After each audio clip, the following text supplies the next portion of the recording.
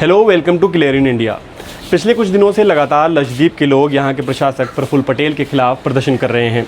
गुजरात की नरेंद्र मोदी सरकार में गृह मंत्री रह चुके प्रफुल्ल पटेल को 5 दिसंबर 2020 यानी करीब 5 महीने पहले लक्षद्वीप की जिम्मेदारी दी गई थी। अब लक्षद्वीप स्टूडेंट एसोसिएशन समेत यहाँ के कई छात्र संगठन और राजनीतिक दल प्रफुल्ल पटेल की कई नीतियों को जनविरोधी और अधिनायकवादी बताकर प्रदर्शन कर रहे हैं।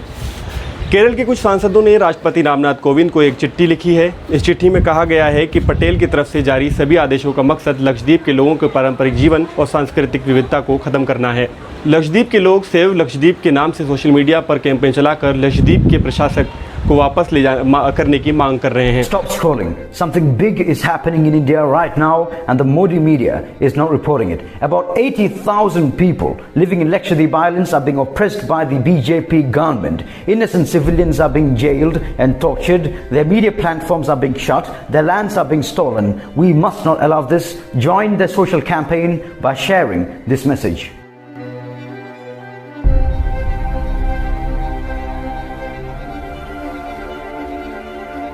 इस वीडियो के ज़रिए हम आपको बताएंगे कि आखिर ये आदेश क्या हैं और लक्षद्वीप के लोगों ने प्रफुल्ल पटेल के खिलाफ इतना गुस्सा क्यों है। पहली वजह है लक्षद्वीप डेवलपमेंट अथॉरिटी रेगुलेशन 2021 का जारी किया गया मसौदा। द प्रिंट की रिपोर्ट के मुताबिक इस नए रेगुलेशन के तहत एडमिनिस्ट्रेटर को टाउन की प्लानिंग या किसी दूसरे डेवलपमेंट एक्टिविटी के लिए यहाँ के स्थानीय लोगों को उनकी संपत्ति से हटाने या ट्रांसफ़र करने का अधिकार दिया गया है। ड्राफ्ट नोटिफिकेशन में कहा गया है कि सरकार के पास चल या अचल संपत्ति का अधिग्रहण धारण प्रबंधन करने की शक्तियां हैं। लक्षद्वीप स्टूडेंट एसोसिएशन ने इस रेगुलेशन को रद्द करने की कैंपेन शुरू किया है। इस बीच लक्षद्वीप के समर्थन में आवाज़ उठाने पर एनएसयूआई की यूनिट केरल के ट्विटर अकाउंट को सस्पेंड कर दिया गया है। वहीं student Islamic organization of India यानी एसआईओ का कहना है कि ये मसौदा लक्षद्वीप के स्वदेशी लोगों को कमज़ोर करने के लिए लाया गया है।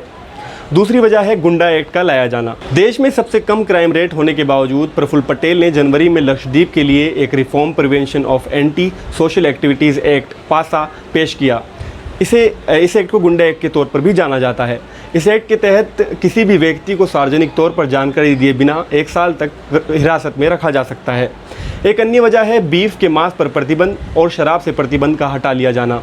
यहाँ की कुल आबादी में 96% मुस्लिम्स हैं। 25 फरवरी 2021 को एनिमल प्रिजर्वेशन रेगुलेशन 2021 के तहत गौमांस उत्पादकों के वध, परिवहन व बिक्री और खरीद पर रोक लगा दी गई थी, जिसका भी विरोध हुआ।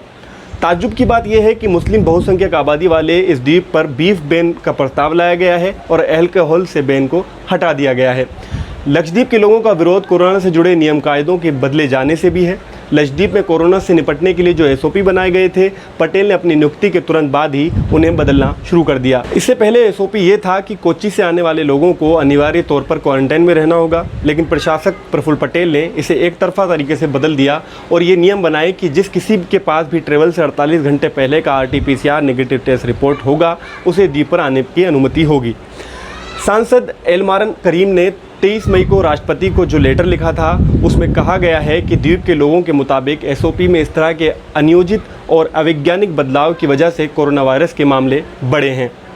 पिछले साल जब पूरे देश में कोरोना वायरस फैल रहा था, उस वक्त भी लक्षद्वीप में कोरोना वायरस के केस नहीं पाए गए थे, लेकिन 18 जनवरी 2021 को पहला केस आने के बाद से माहौल बदल गया।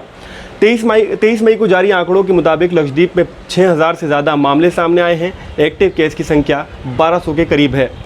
लक्षद्वीप के लोग लगातार इन नीतियों और प्रशासक प्रफुल्ल पटेल का विरोध कर रहे हैं, जिससे सरकार काफ़ी दबाव में दिखाई दे रही है। क्लियर इन इंडिया पर इस वीडियो को देखने के लिए आपका बहुत बहुत शुक्रिया। वीडियो को शेयर कीजिए और अपने दोस्तों तक पहुंचाइए।